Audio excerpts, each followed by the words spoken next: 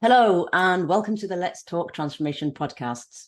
Today, we will be exploring the world of collaboration and how to enable deeper collaboration. And I'm delighted to welcome Dr. Tanvi Gautam, founder at Leadership Inc. and author of the soon-to-be published book, Deep Collaboration. Tanvi, welcome to the show.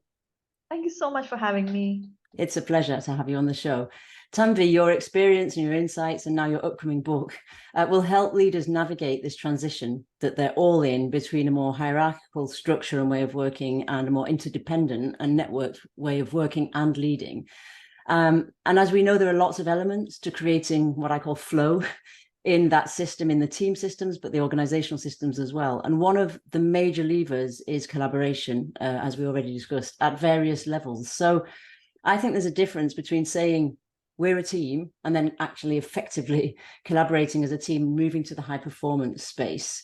And collaboration for me is a major buzzword in today's business world. We need to collaborate. Let's collaborate better. Let's do collaboration. Let's be agile, etc. But just pulling people together in a team and giving them shared drives, shared tools and a process is not going to create collaboration, is it?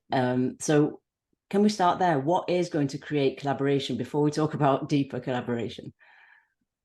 Yeah. And you know what's worse than saying we're a team and then not collaborating is going around saying we are one team. Yes. Yeah. Which, I haven't come across any of my clients who've ever said we are two teams. Everybody is one team. One team. and we still struggle with collaboration. I think a lot of it has to do with what we understand of what is really collaboration. I think that is something that people get mixed up sometimes. I also think that there are certain prerequisites for making sure that there is collaboration. I call it the collaboration infrastructure. The infrastructure means, do your people have the tools, the resources, the talent? And yet that is the minimum viable, non-negotiable part of the team's conversation. So people will pull the infrastructure together and then go forth and collaborate. Well, not going to happen. So, but there are teams where even that is missing. So let me not kind of pretend like it doesn't matter. It does matter. So I think that to the three different levels of how I think about it. A level one is not really, collaboration. I think a lot of times what people are doing is coordination or cooperation and thinking they are collaborating. It's not. Collaboration is a very specific concept, and that has to do with transcending who we are as individuals and what we bring to the table. That is really collaboration. And I think that we've kind of dumbed down the collaboration conversation. Absolutely. Why, when you use the word collaboration, people are rolling their eyes internally or otherwise. And, you should see it can kind of trigger a lot of people, this idea of collaboration, that word, it's overdone because it kind of been dumbed down. So I think that, first of all, being clear on the difference, on what do we truly mean when we talk about collaboration. Then your question on, well, if it's not the infrastructure that makes it, then what does? And I think that if I had to bring it down to three things, it's meaning, contribution, and community. Is there a sense of meaning to what I am doing? Do we all feel we are doing this because it matters? The contribution is the contribution it's making to the world, but also the contribution it's making to the individuals who are involved. We forget this thing. We always frame it as, okay, what are you giving? But we need to close the loop in what are you getting? And when that balance is there, I find people are much more committed to this conversation. And then community, which got ruptured so badly thanks to the pandemic. Sense of, and we're still trying to recreate community. If you can combine infrastructure with meaning, contribution, community, and conversations, which is what this is all about, then you will start seeing the shifts. And I have seen people make the shift. So to anyone who has been rolling their eyes, there is hope. But I think it's really helpful to split it into tangible blocks, if you like, of what we actually mean by collaboration, because I know you're passionate about diversity and inclusion as a subject, and so am I. And I think that's why the discussion or conversation, let's use that word, which is a courageous conversation around inclusion, diversity and inclusion, and creating an inclusive environment is becoming more prevalent, is because we need to collaborate more. And for me, that's the pivotal part of the foundation of effective collaboration, is the interrelational part of community. So I step into a space that isn't just mine, and I listen to the ideas of others, and we make sense together. I mean, there's a lot of, when I talk to teams about collaboration, it's you mean we need to talk more? It's like, no, you need to listen more first. I would suggest. So if it comes to the conversations, which are always courageous ones, if collaboration for me is effective, I would love to have your input on that. Is there a link for you between the courageous conversations and the level of collaboration? And if so, how do we fast track the collaborative potential of a team, therefore? Yeah, no, you're absolutely right. And I think the diversity and inclusion thing, part of it is community, but part of it is also contribution. Absolutely. So you hire someone who's so capable, and then for whatever reason, whether it's conscious or unconscious bias, they're not in a position to contribute the way they could. So that also impacts collaboration. So I think that the quality of the conversations determine the quality of the culture, and they determine the quality of our performance. It starts there, and conversation is as much about talking as it's about listening. So you're absolutely right. I think that to fast track it, they have to be I like to use this acronym. I tell them, put them in a cart, like the Amazon checkout cart. Yes. Like the cart stands for clarity, accountability, resources, and trust. Okay. Are they really clear about what we are trying to do? You'll be surprised how many times I have had conversations where, if I'm working on a larger project and I've spoken to 3 different leaders in the organization, I've come out and I've had to tell HR, like, if you didn't tell me, I wouldn't think they're all from the same company. Yeah. Right? Such divergent views on where they think they're going. And yes, of course, if you're in marketing and I'm in IT, I do expect a different slant, but at least our landing point should be, matched. Yes. So the clarity is missing many times. Yeah. And then everybody's supposed to be this collaborative person, but how do we create accountability in the system? Absolutely. Nothing kills collaboration faster than this was not my piece, that was your piece, and or you having to pull the weight of someone who wasn't working or whatever else, right? So accountability and resources, like we discussed, the infrastructure and all that, and the trust part of it.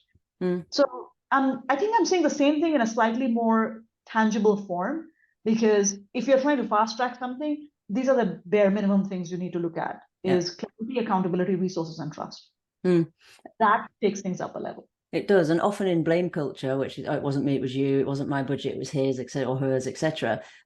It's the lack of accountability, and I think flatter ways of working, sort of more networked ways of working, people think it's going to be easier, but ironically, you have to be even clearer about particularly individual accountability, but also collective accountability. And that's why I love the idea in your book of the 5 conversations, because conversation is what doesn't happen. So there aren't conversations, and people aren't listening to what's being said and what isn't being said, which is really important for me, which you come to in your 5 conversations. But it would be great if you could walk our listeners through. Yeah, before we go there, I cannot agree more in what you're saying, that we assume flat, therefore easier. I think the number of people who are suffering from collaborative burnout right now and collaborative overload, because they're in these matrix structures, and multiple reporting lines are going on, and there are multiple stakeholders they have to engage, and with the business models being realigned, you're expected to be collaborative, but you're not always supported to be collaborative. The skill set, the mindset, the culture of collaboration is missing. So, if you just change structure and dotted lines and straight lines and then expect that it will happen, it doesn't. In fact, it goes in the other direction, because it's really messy. And that's the reason why this book came along, because I was like, okay, can we sit down and just need to talk about, I don't care who's reporting to whom and where are they coming from, but are we all on the same page to begin with around a few different things? And then we can navigate from there.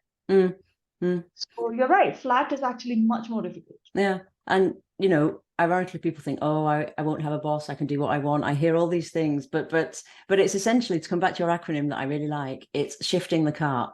That's what you're doing. You're shifting clarity. It's not as clear. You're shifting accountability. It's not as clear about accountability. Resources are allocated differently. Trust is put in the balance, isn't it? Because you used to trust the matrix organization. I feel that matrix organizations are at the limit of what they can bring to today's world in terms of business competitive advantage, but also people competitive advantage, because the world is shifting and is so much more interconnected. So that's why I like the idea of shifting the cart, which for me is what your conversations are doing. Yes. And all those conversations are deep, probably quite messy conversations, because they're 100%. you know, they're courageous ones. But it would be great if you could walk our listeners through the path that I really liked, from deep inspiration to deep learning to deep friction to deep strategizing and then deep daring. And I know there's one at the end that we'll come back to that I really liked. But let's talk about those 5 conversations first, which is actually how your book is structured.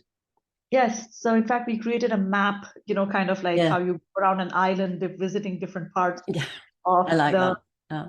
You know, so the first conversation is deep inspiration. So there's a mountain which talks about peaks of inspiration. So, you know, let's go to peaks of inspiration, because I feel a lot of times metaphors really help us dial into what we are trying to get off beyond the cerebral, you know, understanding of what we are trying to do. So the peaks of inspiration are all about what's really inspiring about what we are trying to do over here. And people might say, well, is that the purpose conversation? Yes, it is the purpose conversation, but it need not, when we talk about purpose, sometimes people get a little bit overwhelmed, and then they think, you know, this is this massive save the world, save the whales, save the planet kind of a thing, which it is. But sometimes purpose is a collection of small moments of purpose and experiences of purpose that then, you know, dial into the larger purpose. And purpose is not just the company purpose, it's the individual purpose, the team purpose. And people have to have that conversation and start connecting that, very importantly. We don't do the connection, right? Like, what inspires somebody to come to work, and how is that feeding into what we are trying to do? Again, that closing that loop part of it.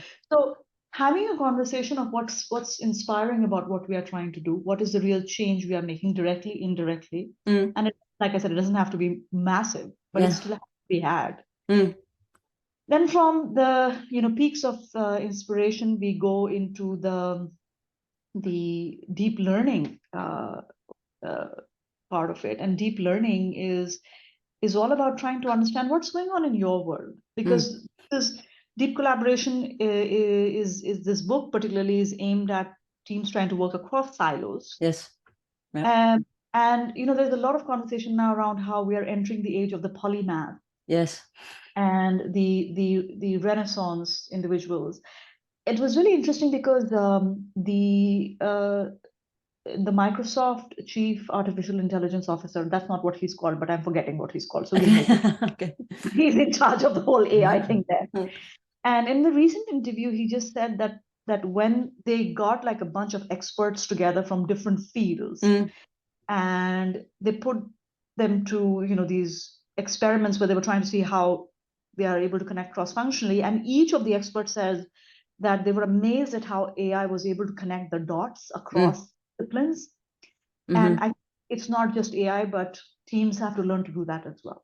Yes, on a human level. And at a human level. And so to understand, well, what is your world? Why do you do things the way you do, so that we are not talking past each other? What are the metrics that matter to you? What are the metrics that matter to me? So that's the deep learning part of it. And then we, in that island map, we go through the waterfall of deep friction. I like that, the waterfall of deep friction. That's right, because it's like kind of falling down this fall, trying to rapidly, you know, steer the canoe in the correct direction. So deep friction, which is about, of course, navigating conflict on the team, and we can get into that little deeper later. And then the fourth one is around deep strategizing, which is what's the quality of your strategy conversations. I liked that idea. And so you've got a strategy, but how you're translating into execution, because that is important. Of course. And finally, it's the deep daring, which is a lot about how are we thinking about uncertainty and risk and resilience, and your last podcast with Amy Edmondson about failure. Yes.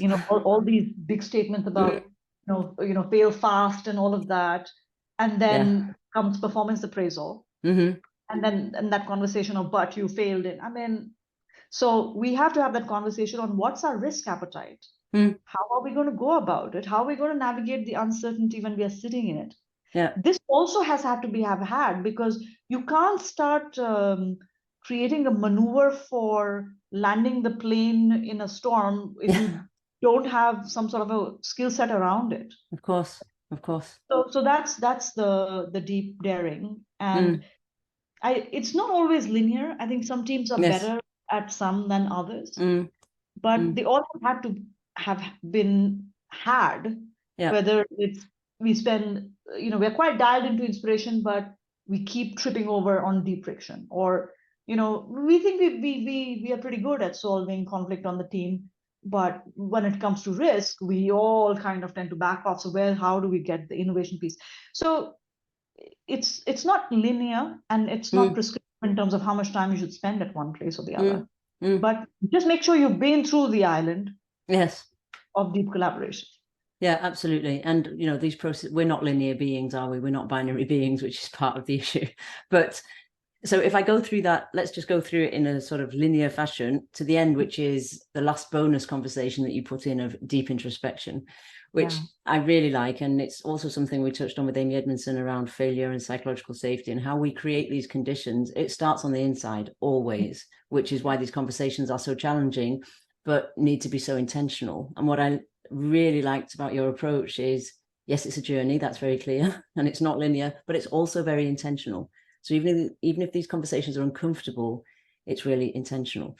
So the last bonus conversation of deep introspection, can you tell us a little bit more about that? So why it's the bonus conversation, and a little bit more about the constellation principle that I really liked. Right. So the self-introspection piece is because it is always so easy to find a problem with somebody else or something else. Yeah. If only my boss would, or if only the people in finance would, or whoever the other is that you're looking at. And I think as leaders and as team members, we don't sit and ask, how am I coming in the way of what is going on? It's that famous song that's going around, right, of Taylor Swift. It's me, hi, I'm the problem, it's me. Yeah. I'm not going to break into song because that wouldn't be very nice, but I know the one you mean. Yeah, I think maybe I should create like a playlist to go with the book. That would be very cool, isn't it? Like Deep Daring could have the I'm a Survivor. So you could have a playlist. So it's I'm the problem, it's me. It's understanding how our own socialization, our own framing of the issue may be the reason why collaboration is becoming difficult. And it's always hard to look at oneself, because everybody has these ideas in their heads about what collaboration should look like. And the deep constellation principle, it was actually inspired by this article by Boris Groysberg. He had many years ago written this thing about how when companies hire stars from another organization, they expect that this high-performing individual will come in and they'll be this, really impactful person. But that didn't always happen. And their analysis was, and Boris is a professor at Harvard Business School, for those of you who may not know him. His analysis was, people are successful because they have a network around them that is scaffolding the way they are going about the work that they are doing. And so when I'm thinking about introspection, I think a lot of time what derails it is we think about us as the stars who are, making things happen, contribute.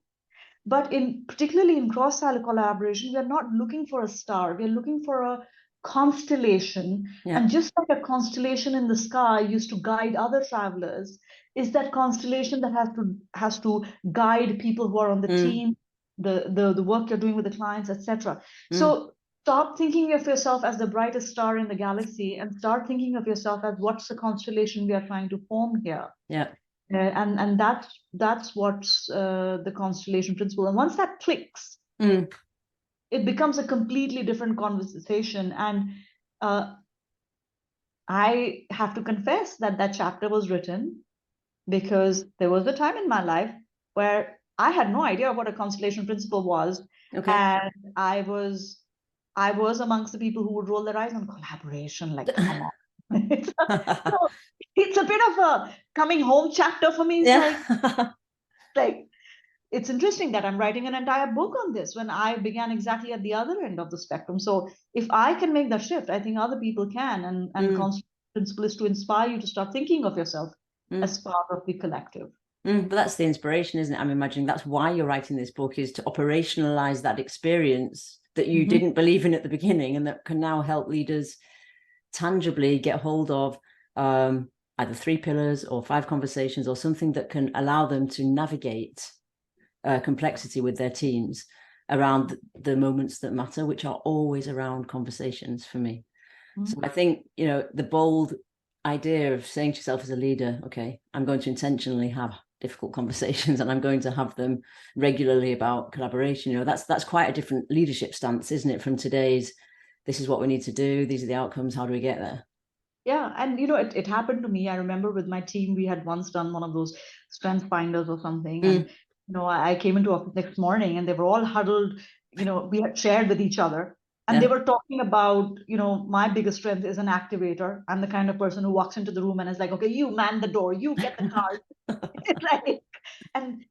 And a strength overdone is a weakness. And so some people were like, oh, we can end up feeling like our ideas are not being heard. And I said, that's not me. I mean, I always listen to everybody's ideas. That can't be correct. And whereas my first instinct was to get defensive, I had to also pause and say, now, what if that just might be true?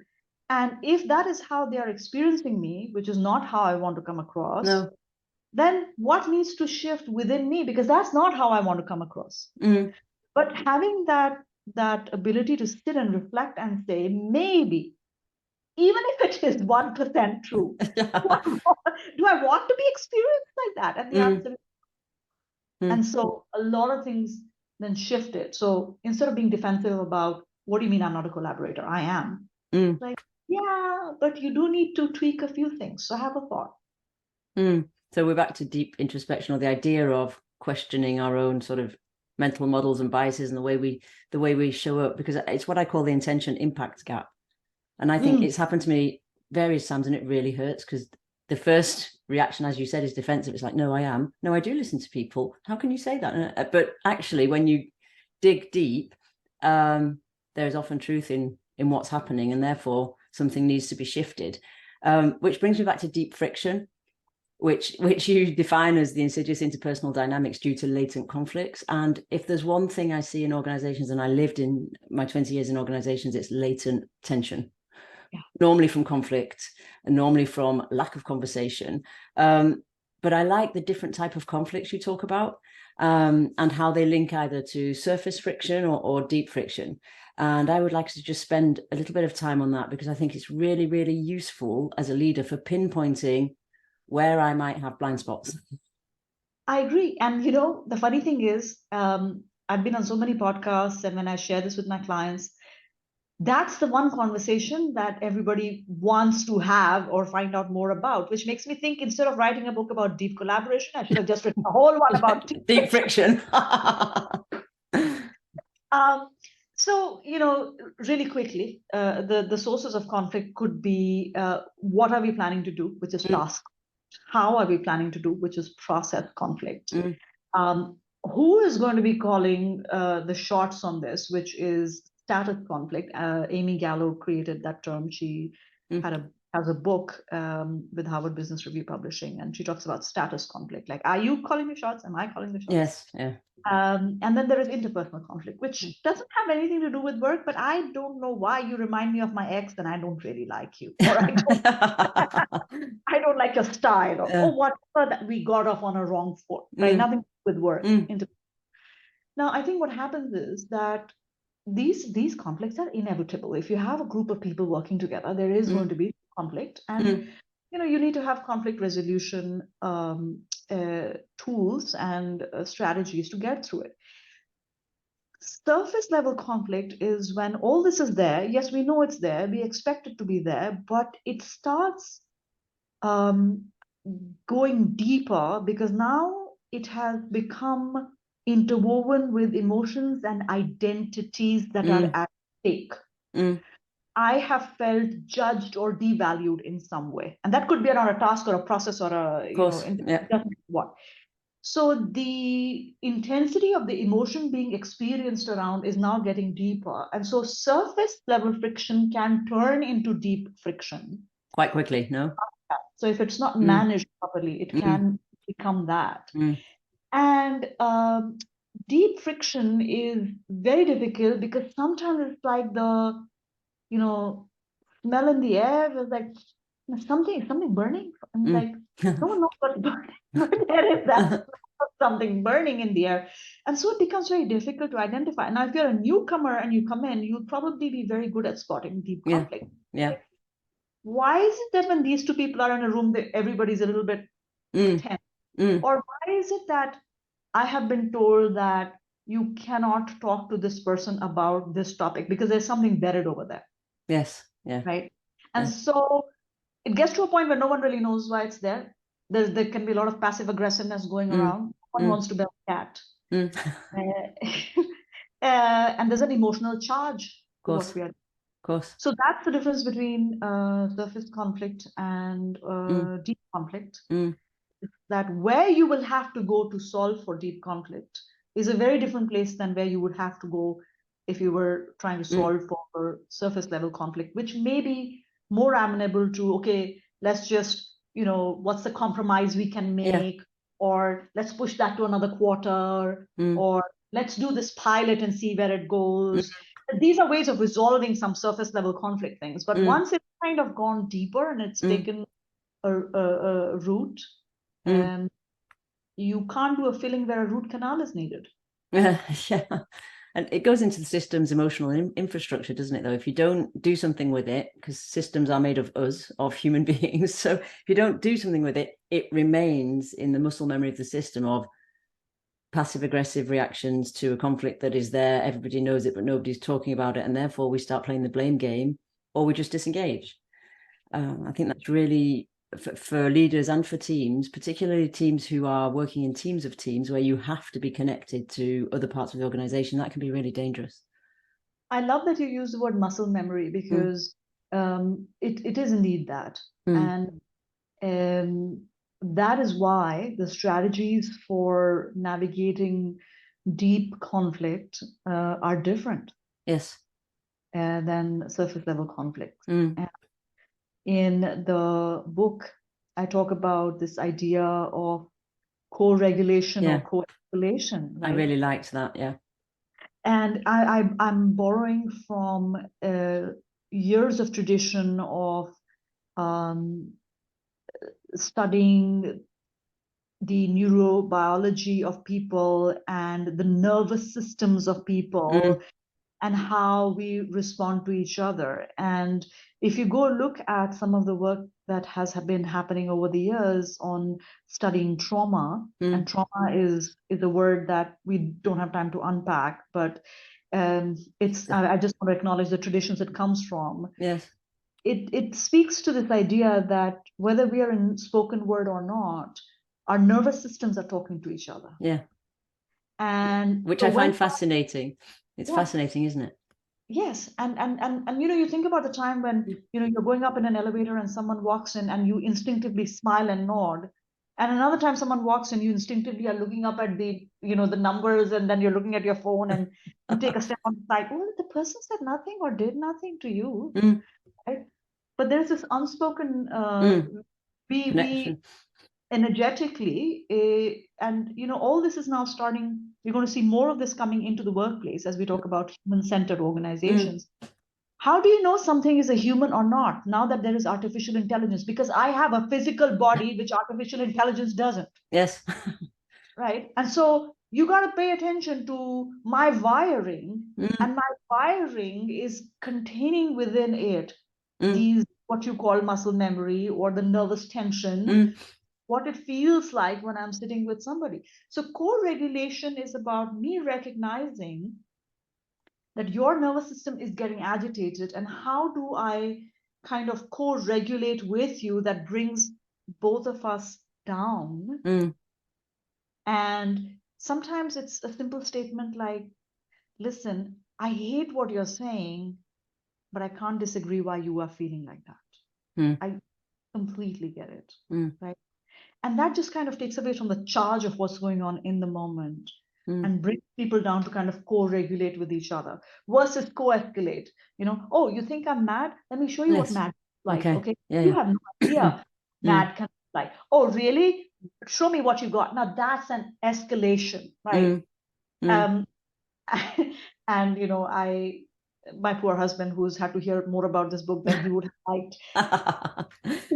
We've started using vocabulary in the house now where we say things like, this is getting escalated. Let's not go there, because we can, both of us are kind of, getting riled up about something, and it's very slippery slope.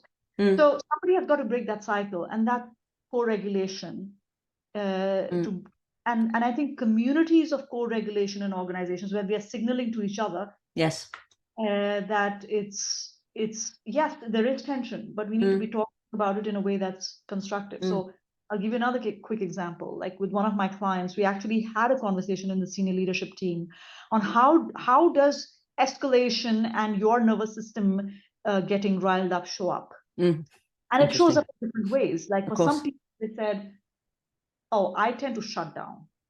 Like, I'm just not going to engage. Not going to do it. Others are like, well, I'm going to use every trick in the trade, every data point I have, every case study that there is, every market forecast that I can find to prove to you that I am, I'm the person who has the right answer. And so sometimes it's conversations about, well, how do you show up when you feel like it's escalating? And how can I help you co-regulate versus co-escalate? And that's a difficult place to go, because you have to almost be open about the shadow side of you that comes out when something like this happens. And that's a much more advanced conversation. But aren't we supposed to have more advanced conversations now? Because for everything else, there is AI. Yes, exactly. That's the part that will keep us relevant as humans. Absolutely. Yes. But I think just noticing what we notice about our triggers and how we show up, but it's not a conversation that people readily have, and I completely understand why. But what I like about the co-regulation and co-escalation is the co bit. So it's the shared accountability of, because very often from that defensive place, it's like, my boss always does that, he or she always says that to me, and he or she knows that it makes me feel like, but they still say it. But we all have a part of responsibility, and that's why I like the co part, because it's clarity again. It's being clear that this is a process that both of us are in and both of us contribute to, and therefore we both escalate it or we both regulate it. And I think that concept, which is, something that really stood out to me from a leadership perspective, because of this interconnected way of working, there isn't enough understanding, I don't think, or acceptance of collective accountability and collective responsibility. And of course, you can't have that unless you have psychological safety. So, or should I say, that's my school of thought. So when I read about co-regulate, co-escalate, and put it back into the journey of deep collaboration, all the different things we've talked about, I think that our listeners will be thinking of situations going, oh yeah, I could co-regulate that, or that was something where it was co-escalated. Because I think that's a part that's missing today, and we don't have time, unfortunately, to go to the deep strategizing idea, which also picks up on alignment and this idea of mutual understanding of strategy. But can I come to a question that is a little bit more personal, Tanvi? What's the most transformative thing you've learned, or your most transformative experience from this particular book, from the research, from the insights, and from writing this particular book? I think that the book was a distillation of a lot of experiences that I had, which then went into the book. And for me, one of my ahas was how each of these conversations are a tapestry.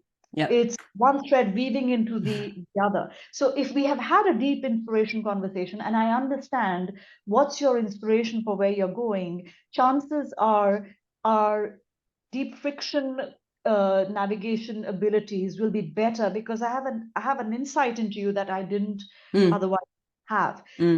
Or if I have done the deep learning part of it and I understand the demands of your function or your roles or the metrics you're after, then deep strategizing conversations become that much easier because now I'm not just thinking to the word we were using, mutuality of just my interest, but your interest as well.